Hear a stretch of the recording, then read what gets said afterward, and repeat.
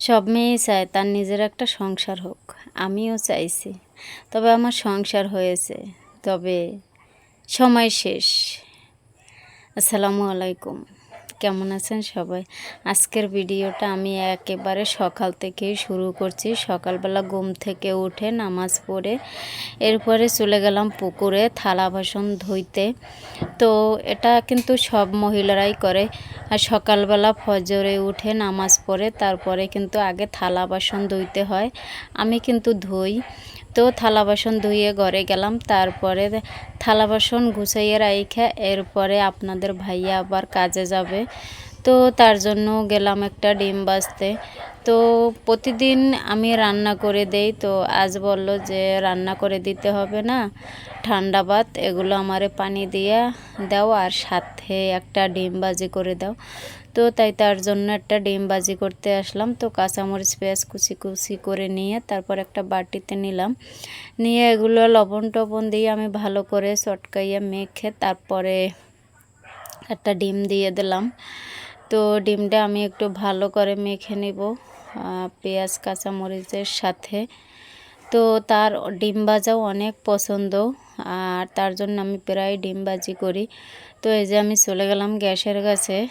তো ফ্রাই প্যানে তেল দিয়ে তারপরে ডিমটা আমি দিয়ে দিলাম। আর দেশি মুরগির ডিম, আমরা যেহেতু গ্রামের মানুষ সবসময় হাঁস মুরগি পালি, তো আমরা কিন্তু ফার্মের ডিম খাই না সবসময়। আমাদের মুরগিতে যে ডিম পারে সেগুলোই কিন্তু আমরা খাই। তো তারপরে ডিমটা ভাজি করে আমি ঘরে নিয়ে গেলাম। তারপরে সে চা বানাইয়ে খাইতেছে, আমারে আর বলল না। এমনিতেই সকাল থেকে আমি অনেক কাজ করতেছি, তো তার চা সে নিজেই বানাইয়ে খাইলো, বিস্কুট দিয়ে খাইতেছে। আর আমি এদিকে কি করলাম, পানি ভাত যেহেতু খাবে, তো দুপুরে খাবে, কাজে যাবে, কাজে নিয়ে যাবে। তো এই জন্য আমি ভাতগুলোকে একটু পানি দিয়ে ধুয়ে দিলাম, নষ্ট হয়ে যাইতে পারে, এজন্য আমি ধুয়ে তারপরে একটু পানি দিয়ে দিলাম যাতে ভাতগুলো নষ্ট না হয়। তো ডিম ভাজা দিলাম, সাথে কয়েকটা শুকনো মরিচ টালাও দিয়ে দিলাম। তো এরপর আমি বাটি ঢাকনাটা ঢেকে দিয়ে তারপরে তা জগে পানি নেই, তার জন্য আমি এক জগ পানিও নিয়ে আসলাম। পানি নিয়ে এসে তার সামনে দিয়ে গেলাম, সে তো খাইতেছে। তারপরে আমি একটু বাহিরে নামলাম। বাহিরে আবার এই যে দেখতেছেন আমার রানী, আর রানী ঘরে বসে চা খাইতেছে ওর বাবা, তাই চাইয়ে দেখছিল। তারপরে তার খাওয়া শেষ, এখন সে বের হয়েছে কাজে যাওয়ার জন্য। তো সে কাজে চলে গেল। তারপরে আমার তো বাড়িতে কাজের কোনো শেষ নাই। আমি আসলাম যে আমার একটা চুলা আছে, চুলাটা একটু লেপতে হবে, চুলাটা অনেক ভেঙে গেছে। আর সারাদিন অনেক কাজের চাপ থাকে, যার কারণে চুলাটার তেমন একটা যত্ন নেওয়া হয় না। তো আজকে ভাবলাম যে সে যখন কাজে গেছে, তো আমি এখন চুলাটা আগে একটু লেপে নিই। তারপরে কাদামাটির সাথে আমি একটু গাছের গুঁড়ি দিয়ে দিলাম। আর গাছের গুঁড়ি দিয়ে চুলা যদি লেপা হয় তাহলে কিন্তু চুলাগুলো অনেক অনেক শক্ত হয়। তো যার কারণে আমি গাছের গুঁড়ি দিয়ে দিলাম মাটিগুলোর সাথে।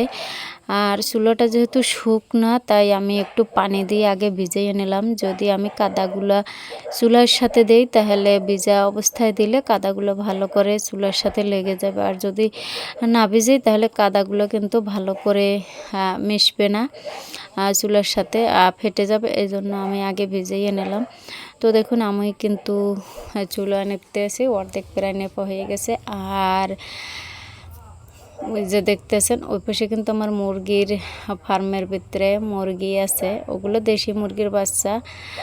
কয়েকদিন আটকাইয়ে রেখে তারপরে আবার ছেড়ে দিই, যেহেতু ছোট বাচ্চা।